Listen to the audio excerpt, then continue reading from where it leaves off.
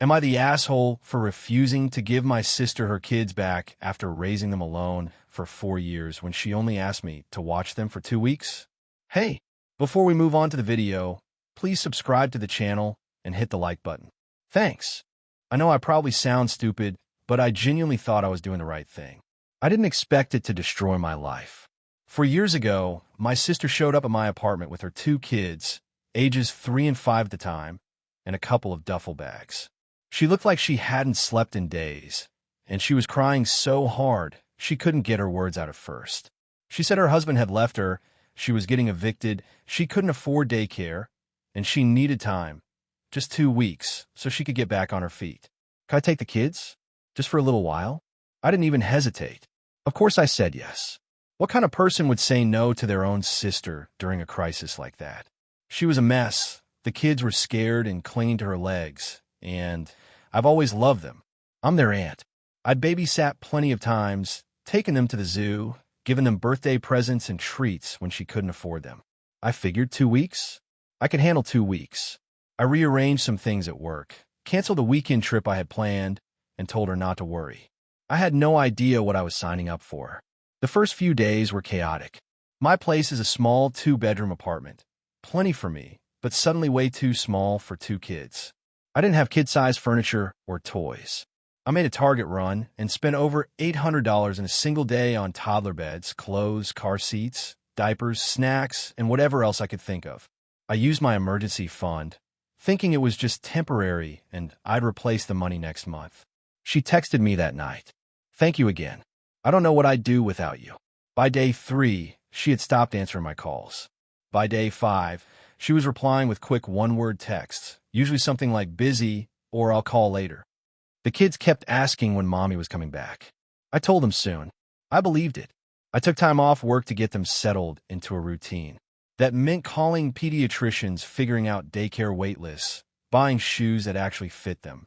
They had barely come with any clothes. One of them was still in pull-ups at night, and the other had never seen a dentist.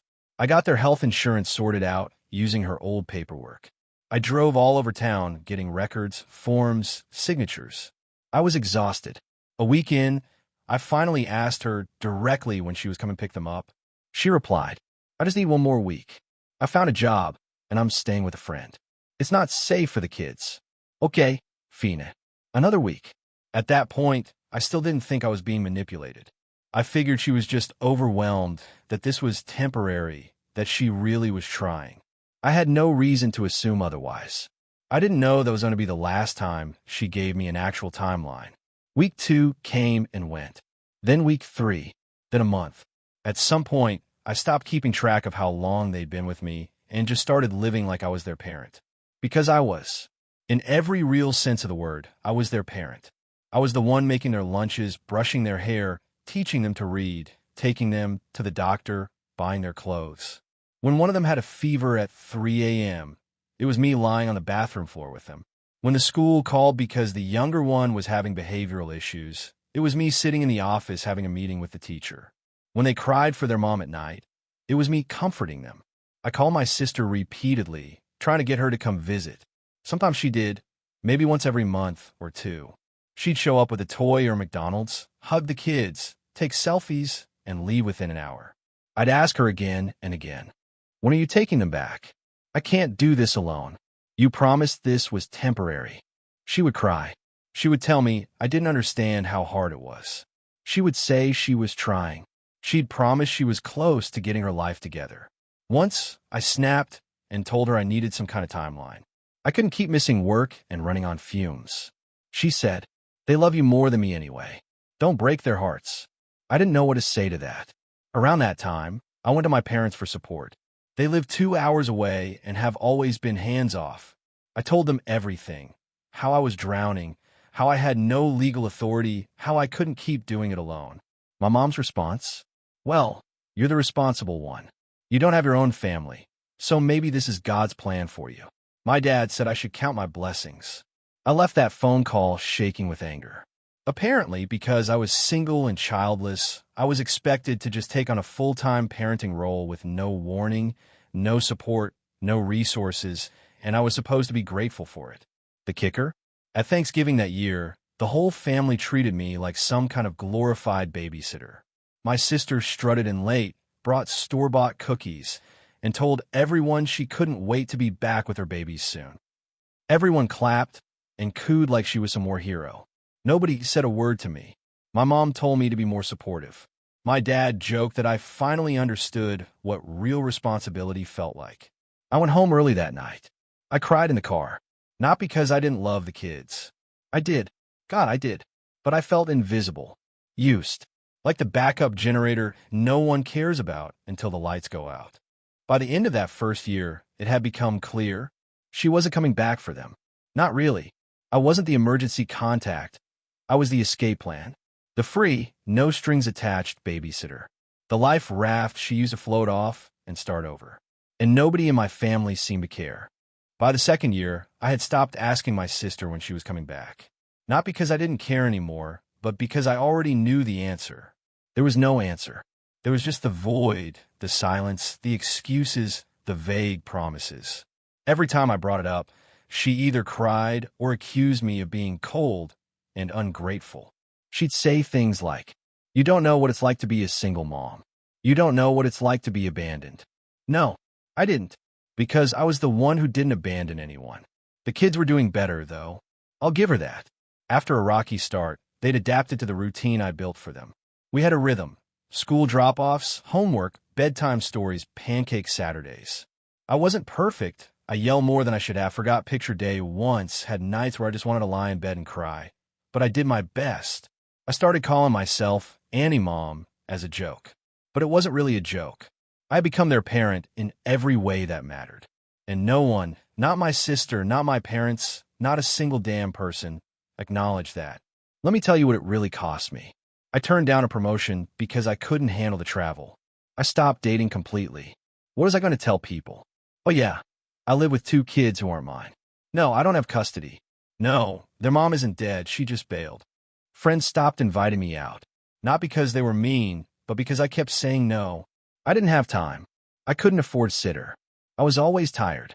I withdrew from everything. I was constantly one bad day away from falling apart. But the worst part, the absolute worst part, was how my family twisted it. Instead of supporting me, they weaponized my sacrifices.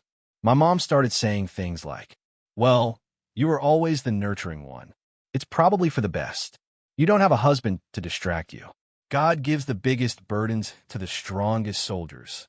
I wanted to scream. I didn't enlist. And then there was the judgment. Oh my God, the judgment. My parents started nitpicking everything I did. My dad made a comment once about how the older kid's haircut looked trashy. I gave him the haircut myself because I couldn't afford a salon. My mom criticized the clothes they wore. Hand-me-downs from a neighbor. At a family barbecue, my cousin asked why I hadn't signed them up for piano lessons. My sister, yes, the same sister who hadn't paid a cent in over a year, laughed and said, "They're missing out on so much. Kids need enrichment, you know?" I just stood there, gripping my plastic cup so hard it cracked. She said that like she was a concerned parent. Like she wasn't the reason they were missing out. Like she hadn't shoved them into a stranger's, my life, and walked away. I wanted to drag her across the yard. Instead, I smiled tightly and went to clean up the juice boxes. Around year 3, things took an even darker turn. The kids' school called me. There had been an incident with the younger one, biting another kid on the playground. They wanted to meet with a legal guardian. I said I was the one raising them. They asked if I had custody. I said no. There was a pause. Then they told me I might not be allowed to make decisions without authorization. I panicked. I called my sister and told her we needed to fix this. That I needed at least temporary guardianship so I could act on their behalf in emergencies. Doctor visits, school forms, legal issues. She said she'd look into it. That was 6 months ago. She never followed up, never signed anything, never took a single step toward giving me any legal authority over the kids I've been raising for years. That's when it hit me. She didn't want to give me custody, because that would make this arrangement official. And official meant she'd be exposed for what she really was, a mother who had abandoned her kids. As long as I had no legal role, she could still pretend to be the parent.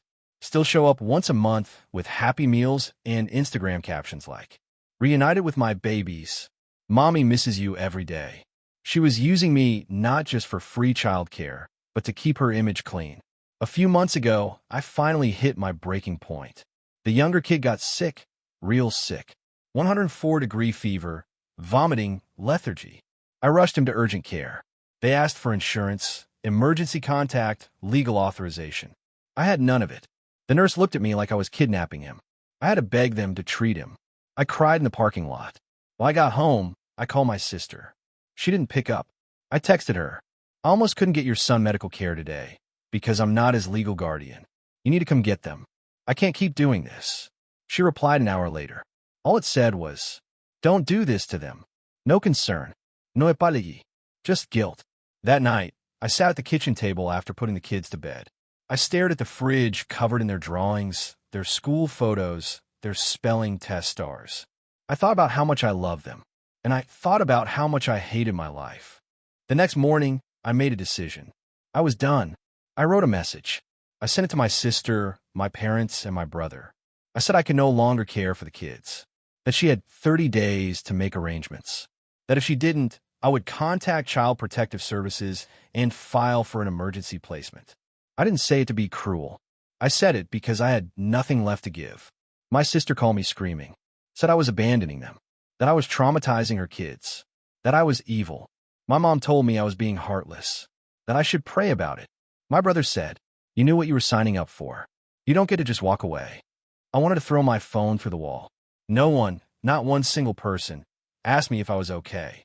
Not one person offered to take the kids, or send money, or even say, I understand. I was the villain now. After I sent that group message, the one where I said I couldn't do it anymore, I felt sick. Not relieved, not lighter. Sick, like I'd swallowed guilt in pill form, and it was dissolving slowly in my stomach.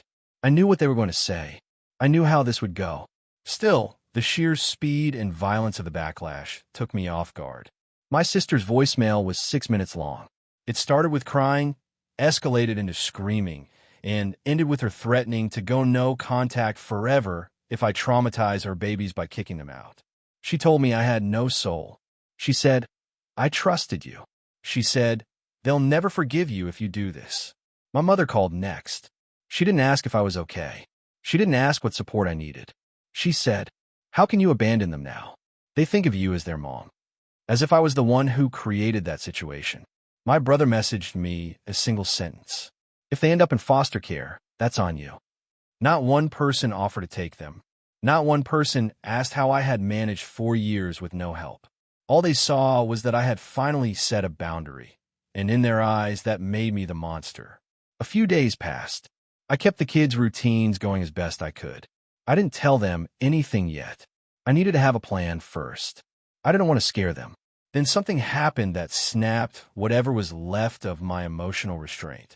My sister posted on Instagram a photo of her at a beach, in a bikini, with a cocktail in hand. Caption, Self-Care Sunday. Mama needs her peace too. The comments were all praise. You deserve it, Queen.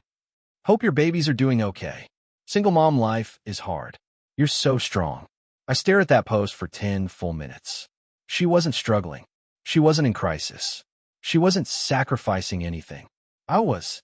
She had offloaded every bit of her responsibility onto me, and then crafted a fantasy online where she still got to play the role of loving, selfless mother, while I became the unpaid, invisible servant doing all the labor.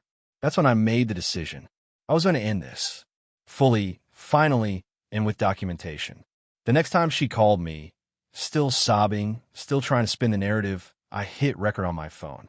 I asked her, calmly, did you ever plan to take them back? She didn't answer at first. I asked again, and she said, exact words, look, you were always more stable than me, okay? You don't have kids or a partner. You work from home. You were perfect for this. And they love you. It just made more sense. I kept my voice steady. More sense for who? She scoffed. For everyone. What would you rather have me do? Drag them around from apartment to apartment? You're mad because you finally realized parenting is hard. Welcome to the club. I ended the call, saved the recording, backed it up 3 times, printed transcript. Then I called CPS. I won't lie. That was one of the hardest calls I've ever made. I explained everything: the abandonment, the lack of custody, the financial burden, the threats, and emotional manipulation. I asked them what my options were. They were surprisingly kind. The woman I spoke to walked me through the process. She said what my sister had done could potentially qualify as abandonment or neglect, especially if she refused to assume care or provide support after a formal request. She told me I had two basic choices. 1. Petition for legal custody and continue raising them as my own. 2. Report the situation officially and allow CPS to intervene to place the kids, possibly with another family member or in foster care if no one stepped up. Both options crushed me in different ways. I didn't want to put the kids through more trauma, but I also couldn't live like this anymore. I couldn't keep sacrificing everything with no support, no end date, no recognition. I reached out one last time to my family and told them what was happening. I told them they had 1 week to step up and assume custody. If they didn't, I was moving forward with the report. My mom called me a heartless bureaucrat. My sister said I'd poisoned the kids against her. Spoiler: the kids never heard me say one bad word about her. My dad said he couldn't take them, too old to raise kids again. My brother blocked me, so I made the report. The caseworker came out to meet the kids. She was gentle, but thorough. She asked a lot of questions. She looked through their things. She asked me if I had receipts, messages, documentation, proof of the arrangement, and the timeline. I showed her everything. She said I had a strong case for either temporary custody or to push for a family placement. She said it was clear I wasn't trying to dump them. I was trying to protect both them and myself. She also said my sister was likely to retaliate. I laughed. She already is. I sat the kids down that weekend. I told them carefully that things were going to change, that I love them, that I always would, that none of this was their fault. The older one asked if they had to leave. I said I didn't know yet. The younger one cried and clung to me. I cried too, not just for them, but for everything I had lost in the process of becoming their parent without consent. A week later, CPS called. No one in the family had stepped forward. No one had filed for custody or offered care. The caseworker asked if I was still willing to pursue guardianship myself. I said yes, because the truth was, as angry as I was, as broken as I felt, I still loved those kids more than anyone else in the world seemed to. I met with a lawyer. I started the process. It's not over. It's messy, expensive, and emotionally draining. But at least now, I'm making choices on my own terms. My sister still tells people I stole her kids. My family still acts like I betrayed them by not sacrificing even more. But I don't care anymore. I burned the bridge, and they're acting shocked that they can't walk across it again. The process to get legal guardianship was slow, grueling, and expensive. I had to provide statements, financial documents, character references, even a notarized account of how the kids ended up in my care. CPS did multiple home visits. My sister tried to stall things by ghosting her court dates. Once, she even called the caseworker sobbing and said I pressured her into leaving the kids. Luckily, the recordings, texts, and timeline worked in my favor. The judge reviewed everything. After 2 hearings and 1 mandatory mediation attempt, which she didn't attend, the court granted me legal guardianship. Not adoption, not permanent custody, but enough. Enough to enroll them in school, sign medical forms, apply for insurance, and protect them from being yanked around again. The kids celebrated like I had just won the Super Bowl. They didn't fully understand the legal details, but they could feel the shift, the tension lifting, the uncertainty dissolving. For the first time, I could look them in the eyes and say, "You're safe," and mean it. Financially, I was still stretched thin.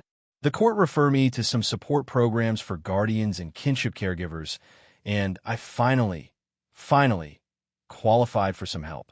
A monthly stipend, medical coverage for the kids, tax credits I hadn't known I was eligible for. It wasn't much, but it was more than I'd ever gotten from my own family. I also got therapy. For myself, for the kids, for the trauma we hadn't even realized we were carrying until someone professional asked the right questions. The first time the older kid said, "You're my real mom," I cried in the car for an hour after dropping them off at school. The first time the younger one stopped having night terrors, I slept through the night for the first time in months. There was peace. Not a perfect life, but a life that was finally mine again, even if it looked different than I ever expected. My sister? She spiraled. After the court ruled in my favor, she posted a huge rant on Facebook accusing me of stealing her children, lying to CPS, and turning her family against her. The comments were a mix. Some friends and cousins bought into her story, said I was bitter, controlling, jealous of her being a mom. Jealous? Of what? But others knew the truth. A few even messaged me privately. We always knew something wasn't right. You're the only stable one in that family. Those kids are lucky you stepped in. I didn't respond to any of it. I had no energy left for performances.